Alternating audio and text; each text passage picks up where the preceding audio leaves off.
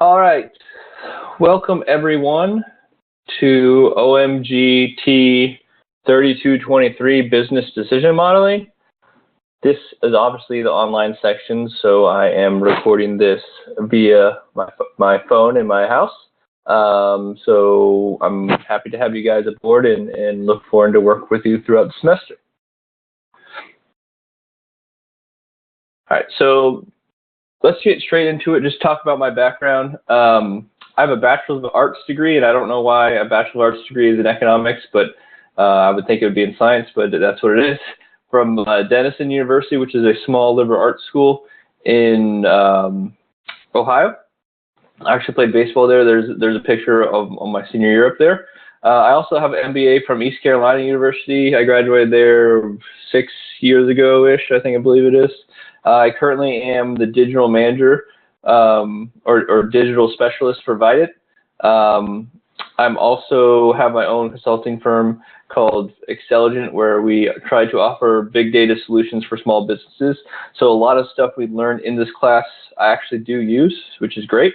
On top of that, I do teach another class at American University, the MBA program. It's the first marketing class. So if anyone is interested in getting your MBA and you want to choose American University, please let me know. I can definitely help you out with that. I'm actually originally from California. I've been here for about, 6 years, and I really love it. So if I see you around, and definitely say hi to me. All right. Things I like. So I really like baseball. I played in college and played a little bit afterwards. My team is the Oakland A's. I like dogs, especially my dog. I also like cars. I'm in the process of redoing a 1976 MG Midget, which is the picture to the right. It's really, really interesting. I love getting my hands dirty and finding out the mechanics behind things. I do enjoy the beach. Going to the beach, we go during the summer, probably every other weekend. I just had a daughter about a week and a half ago. So that's taken up a lot of my time, and I'm surprised you don't hear her crying in the background, but it's been very, very, very rewarding so far. And I also enjoy my wife, and she hates it when I put it there, but I always have to put it there. Okay. So if you get stopped by me and in Greenville, and we have this awkward pause, and we don't know what to say to each other, feel free to choose any of those topics, and we can definitely start a conversation. Okay, so as the custom with the first day, we always have to go over the syllabus, which you guys love, and I love going over it. So let us get it out. It should be on Blackboard, so download it and get it up, but it looks like this. Okay. You can read over the course objectives. They're pretty straightforward. Phone number, contact information right here. I give you my cell phone number, but please don't abuse it. Don't call me before or text me after 9 p.m. If you wake up the baby, you're going to get me in big trouble, so please do not do that. Email is the best. So shoot me an email, and I'm very responsive. And that's one of my main things that I strive to be is responsive, because I know you guys work hard, so I have to respond to you as soon as possible. So shoot me an email. If it's very important, you're working on a project and you need an answer right away, just shoot me a text, okay? Since it's an online class, we do have virtual office hours. They're listed below. I know they're early and one's actually late, but the best thing to do is shoot me an email or again, text me and set up a time to talk if we need to talk. And I can even come on campus if it's past 5 o'clock. But usually the problems can be, resolved through a phone call. Okay. Required text. This is a big one. So as you see if you go to the bookstore, it requires the 5th edition Krauss Spreadsheet Modeling for Business Decisions. That is the book that you need. You can use the 4th edition, but please do not ask me if I use a 3rd edition, if you use a 2nd edition, and so on. It gets a little annoying, and you do need the book. It's mandatory, so don't ask me if you can go on without the book. And if you don't have the book within the first week, you're going to be in big trouble and behind. So please just buy the book right now. You can find it on the Kendall Hunt website's probably cheaper because you can get it on the digital version. I believe you can probably find it on certain websites as well as the bookstore. Okay. Course content. This is what we're going to be going over this semester. What is business decision modeling? That's the first kind of what we're going to go through. Spreadsheet modeling basics. So we're really going to be focused on Excel. If you guys are not familiar with Excel, which you're supposed to be, please start reviewing right now. You can go on YouTube and find a bunch of videos to look at, but we're going to go through a quick review, so you're going to have to know the basics of Excel before going into this class. Probability and statistics is big because we're going to use it in our models. Decision analysis, which is basically what this whole class is about. Simulation, optimization, and linear regression. Okay. Here is a disruption statement. Basically, it says if the class, say a hurricane happens, where it's all online, so you don't really have to worry about that. If you do have a disability, let me know this week, and I can allow you extra time. The only thing you'll need extra time in is the quizzes, because all the exams. Actually, the exams you'll need extra time too as well, because they're timed. Okay. Please don't come to me after a test and say, "Oh, I forgot to give you my special accommodation paperwork." That's not going to work. I've had that happen before, and it turned out the person was lying. So please just do it ahead of time. Academic integrity. You guys know this. Don't cheat is pretty much straightforward. I've caught a bunch of people cheating last semester, some cheating the semester before that. I'm a little bit more technologically advanced than some of your other professors, so it's pretty easy to catch you cheating, especially in Excel. So please just don't do it. It really is a pain. I have to go through this whole process, and it's obviously not very good for you as well. Okay. Retention requirements, you know that. Laptop policy, this is an online class, you should have a laptop. One of the big things is if you have a Mac, it's probably not going to work very well for this class. I'm going to be honest, unless you have the most recent Mac, because they have the data analysis package. I'm not going to do two different lectures, one showing you how to do it in the Mac and one showing you how to do it on a Windows system. So the best way to do this is to actually just have a Windows system computer. If you're on campus, you can just go on and go to the library or check out a laptop as well. Prerequisites, it's not very exciting. You guys all know that. Grading. So here is the basics of the class. You're going to have 4 homeworks. The first homework is going to be due on Sunday, and that's going to be more of a quantitative homework. The other homeworks are going to be a combination of chapter problems at the end of the chapter. Those will be turned in at the dates that are on the syllabus. So again, the first homework will be due Sunday, and that's more quantitative. You'll see that at the end of the PowerPoint. And the other ones are chapter questions that I'll give you.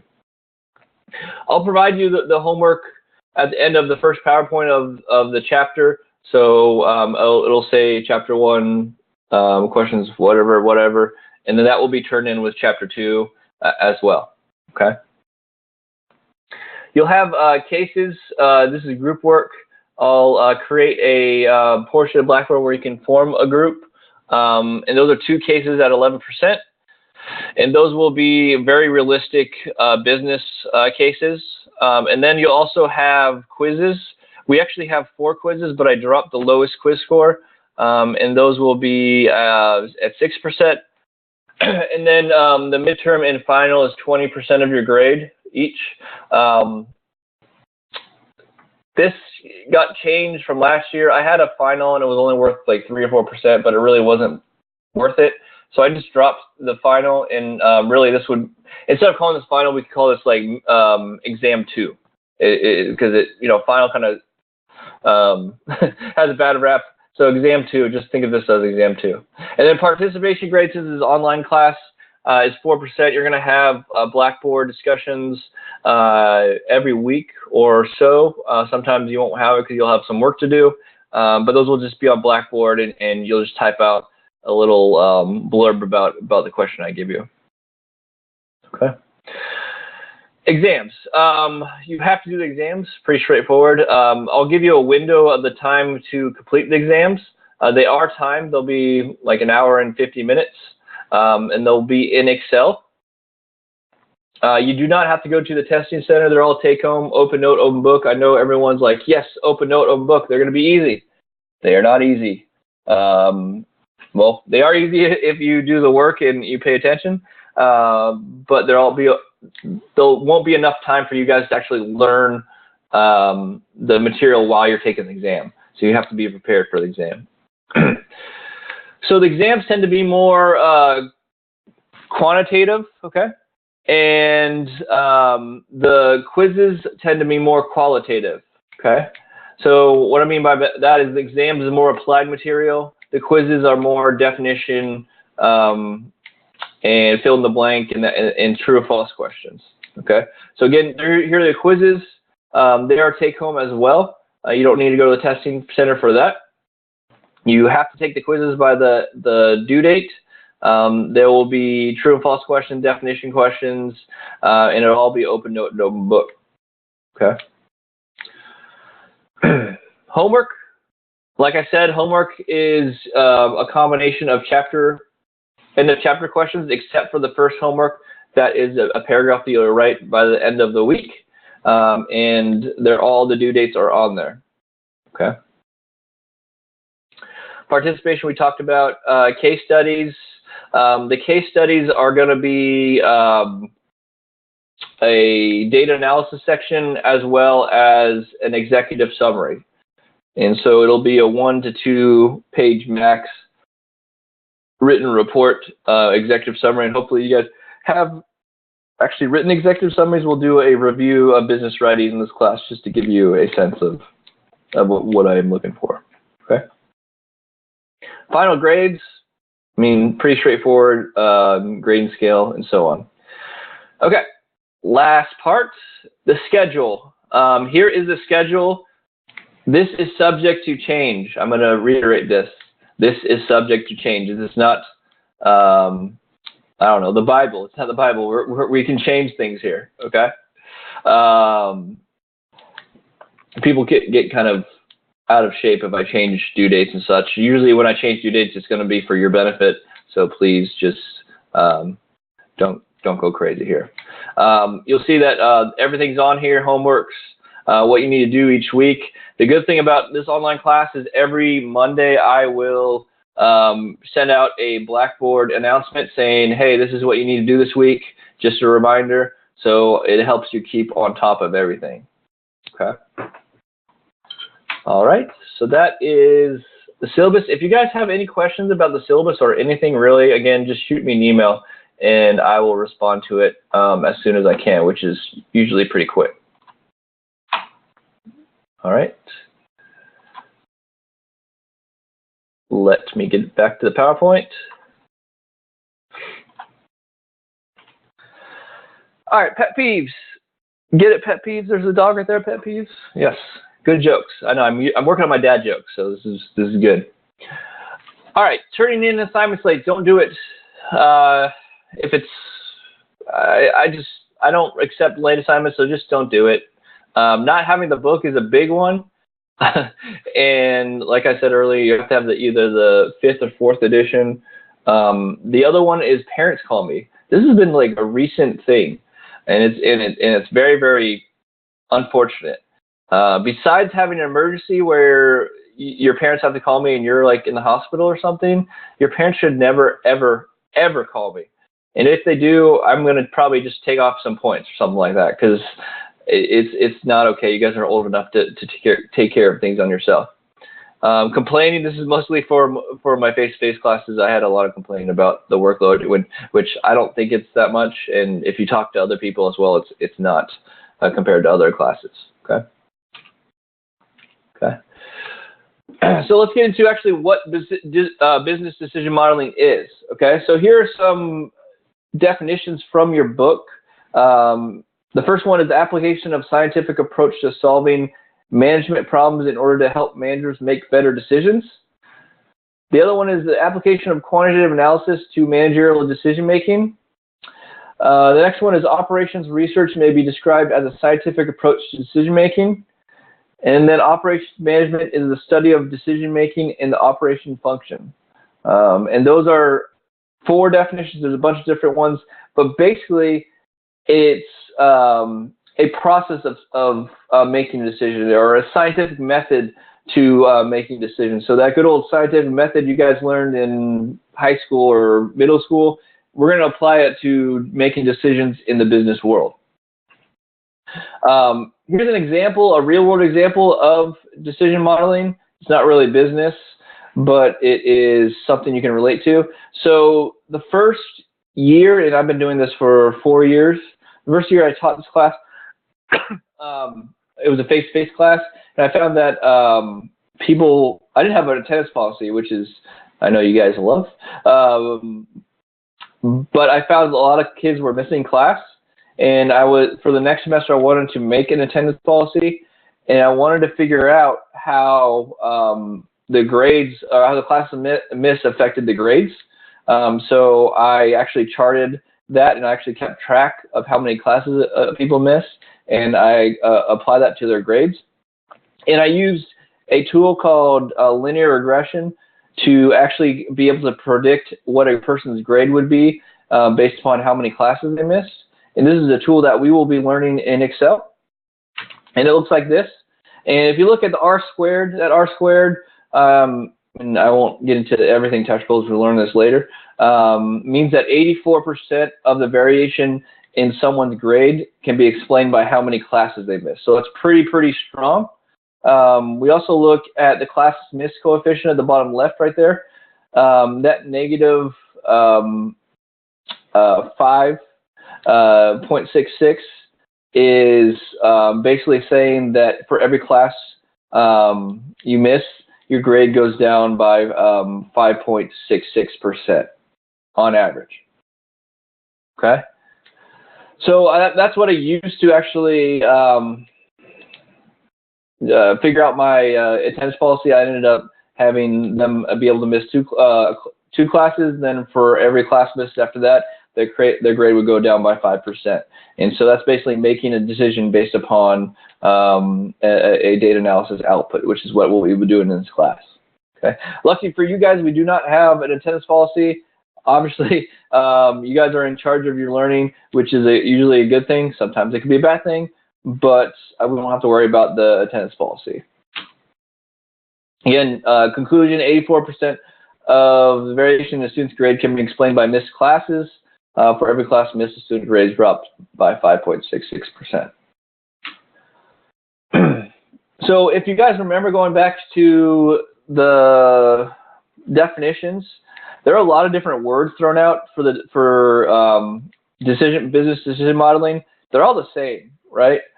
So business decision modeling, or BDM as I refer to it, because it's easier to say, can also be referred to as management science, operations research, quantitative analysis, and operations management. The very weird thing is, in the MBA program at ECU, they have a management science course, which is a great course, and hopefully you guys are considering the MBA program. But they call it management science instead of business decision modeling, and then in undergrad they call it business decision modeling. So it's very strange. I don't know why it's different. It's just teaching kind of the same stuff, but a little bit more advanced. So like I said before, BDM, or management science, is actually a process for solving business problems, okay? So I always get the question, what type of problems in what industries? Well, besides saying kind of all business problems in all industries, here are some examples, okay? So banking, loan portfolio optimization. So how do we structure our loans so that the bank is making a lot of money, and it's not you're not going to be taken advantage of. Credit card management. Manufacturing is a very interesting one. Quality control. So you can use linear regression or other tools to figure out how many defective products there will be in a certain number of products made. So then you could say, well, after we found that 1 in 5 products are defective, well, then you should be checking 1 in 5 products as they go down the line. Okay. Production scheduling is another one, and we'll actually get to that. Okay. Entertainment, demand forecasting, queuing, crowd control. So you'll see me refer to Bar Rescue a lot because it's an awesome show, number one. And I love when John Tapper yells at people, but they use a lot of stuff that we'll be using in this class with queuing and crowd control. Excuse me. Airline travel industry, ticket reservations, airplane maintenance, which is a strange example, but it's in the book. Marketing, market research, consumer preferences. Again, that goes into demand forecasting as well. And if anyone's into computer science, software development and simulation, we actually use a lot of if-then statements, which is the basics for software development. And we'll get to those when we get to simulation. Okay. Companies using BDM. Besides saying every company in the world, which they should be, Sabre Decision Technologies. It's not the Sabre from The Office. It's the Sabre Decision Technologies, or Sabre, if you will. Airline reservation systems. They have a whole airline reservation system, and they use BDM extensively. Capital One, GE Capital, and Providian. Banking and credit card management. Union Pacific Railroad. Rail shipping. It's big in supply chain logistics. That's one of the reasons why this class is in supply chain logistics department. It's also big in marketing, so it's kind of good that our marketing and supply chain logistics colleges are kind of under one umbrella. Matson Ocean Liners, freight shipping, and then Ernst & Young, which is a management consulting firm. If you guys want a really, really cool job out of college, find out how to get into Ernst & Young. They train you to be a management consultant. You get to travel, and in turn, you actually make a lot of money. It's demanding, but it's a really, really good job. Okay. This is how Sabre uses business decision modeling. They support interline code share in all major alliances to expand market reach and generate revenue. And that's actually simulation. And this is stuff that we'll be learning in class. It also allows airlines to effectively manage their inventory through enhanced inventory controls, segmentation, and real-time planning. That's optimization. So if you guys remember from Supply Chain 101, the less inventory you have on hand, the less money you'll be spending. And that's just the TPS or Toyota production system theory. And we'll get to that, and we'll get to that on how to do that in Excel, which is really, really interesting. Strengthen your understanding of market trends and customer behavior through data analysis, regression, and optimization. I do that heavily in what I do, and that's one of my passions as well. Okay. Another one is reducing costs, comprehensive user interface, optimize reservations, and airport staff efficiency, resulting in expedited customer service. And that's simulation as well. If you think about calling into like a online reservation, they have a prompt that sends you into specific areas based upon your answers, and that's what we call a decision tree, and we'll get into that later on in this class as well. One of the examples I use is my own example here. It's about a coffee shop. And it's what I've worked on as well, so you can take a look at on that too. All right. So I gave you the book example of the definition of business decision modeling. I think this is one of my favorite quotes, number one, but number two, it's literally the best way to describe this class. Okay, and it's by a good old guy named Albert Einstein. Hopefully you guys know who that is. It says, if I were given an hour to save the planet, I would spend 59 minutes defining the problem and 1 minute resolving it. Okay? So that basically says we're going to do a bunch of planning to figure out a solution, okay? And that's what this class is all about. It's about taking data, defining the problem, taking data, analyzing it, and then spending most of that time to make a decision, okay? So like I referred to before, BDM is actually a process for problem solving. And here it is. It's literally exactly the same as the scientific method. It's just using business terms, okay? So the first one is identify the problem. Again, that's the first and most important step, mainly because if you identify the wrong problem, then all these other steps don't make a difference, right? And so when we get to the case study, in your group, you have to spend a good amount of time of figuring out what the actual problem is, okay? Then you're going to define the problem, model the problem. You're going to run the model and find out your initial solutions and conclusions. You got to review and iterate, which means if there's something wrong, something doesn't look right. You know, in this class, it's not about math per se. It's about, does your solution logically make sense? Okay, we're going to stop thinking in terms of kind of academics right now. We're going to think about real world logical solutions. So if you do this, your model looks good, but then you have your solution doesn't make sense. Well, then you have to go back and figure out what's wrong and kind of change your model. Okay. Review and iteration, and then you want to implement. Obviously, if you find out that your model is correct, everything's good, and then you want to have continual feedback on the model. Okay, so that's the basic process. These are really good quiz questions, FYI, because they're very important in this class. Okay, again, the first step in the process: identify the problem. It's the most crucial part of the process. Solving the wrong problem is very costly, very, very, very costly. We're talking about millions and millions of dollars lost if you solve the wrong problem in the business world. Okay, a state of purpose, thesis, or goals is generated here in this step. Problem definition: clearly define the pertinent variables, parameters, and any assumptions. And then the definition of the problem must be linked to the goals in the previous step. So you figure out, identify the problem, you figure out the goals, and then you define the problem, and it must be linked to the goals in the previous step. Okay. Some more things to think about with a problem definition. Here's some questions you should ask yourself when defining the problem. What are our customers? These are really like basic marketing questions, which everyone should know. What are our customers? What business should we be in? What is our mission? What do we want to solve? What is our goal? How are our products doing?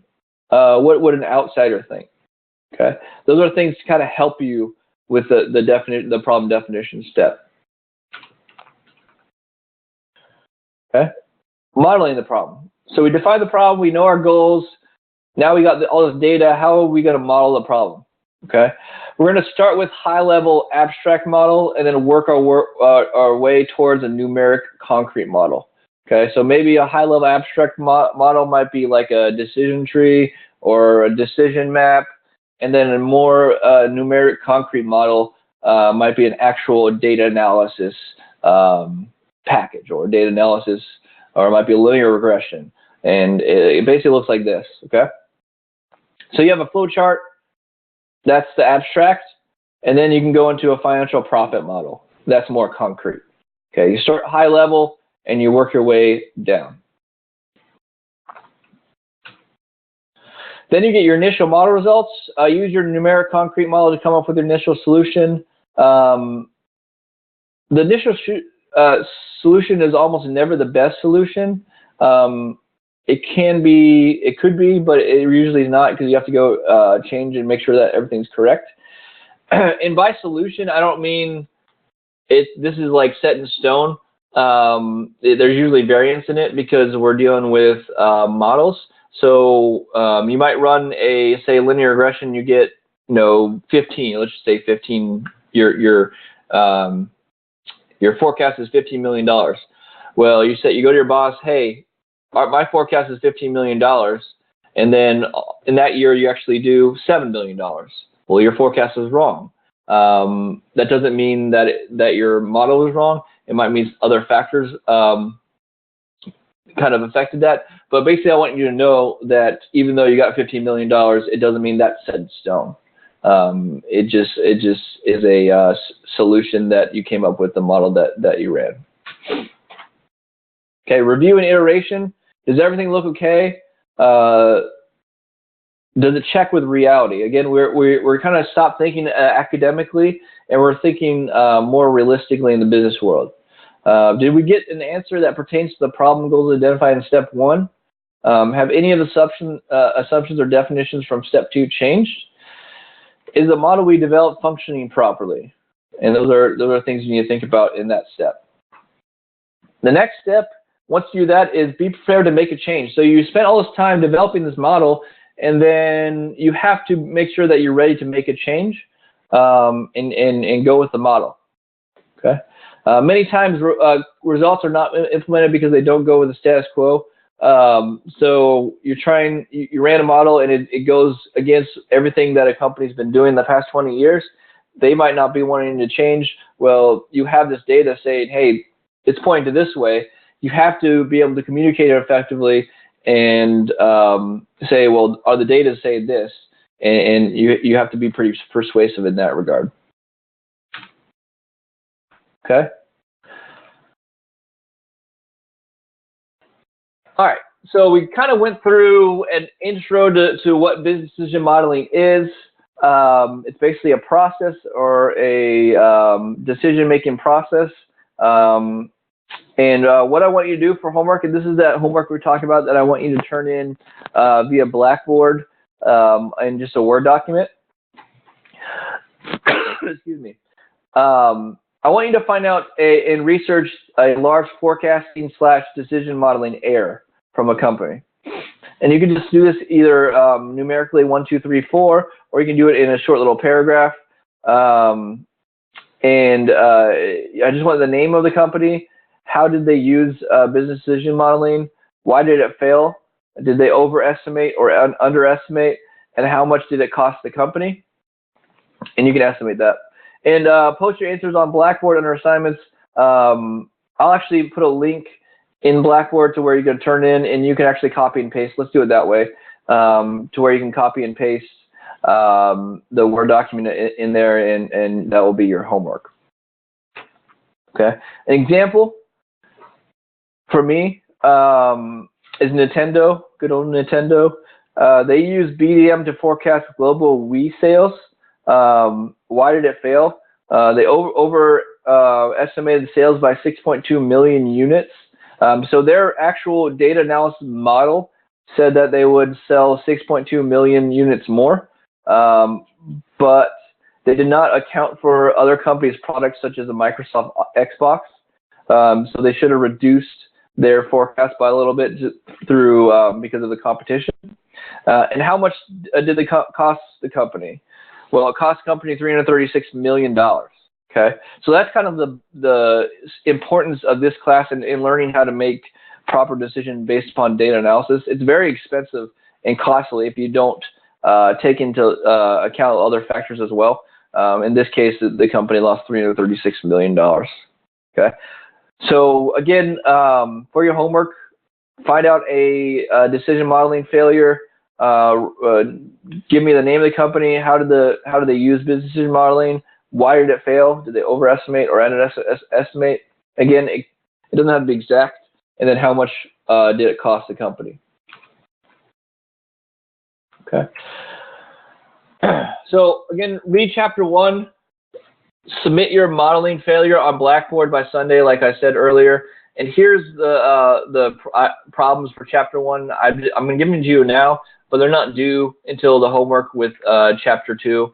Or homework number 2, that's on the syllabus. You can read that. And it's problems 1 through 5, 12A and D. Okay. So that's the first lecture. Hope you guys enjoyed it. I'm excited to work with you. All the other lectures from here on are actually recorded from previous semesters. So when you watch them, don't focus on like the dates or anything.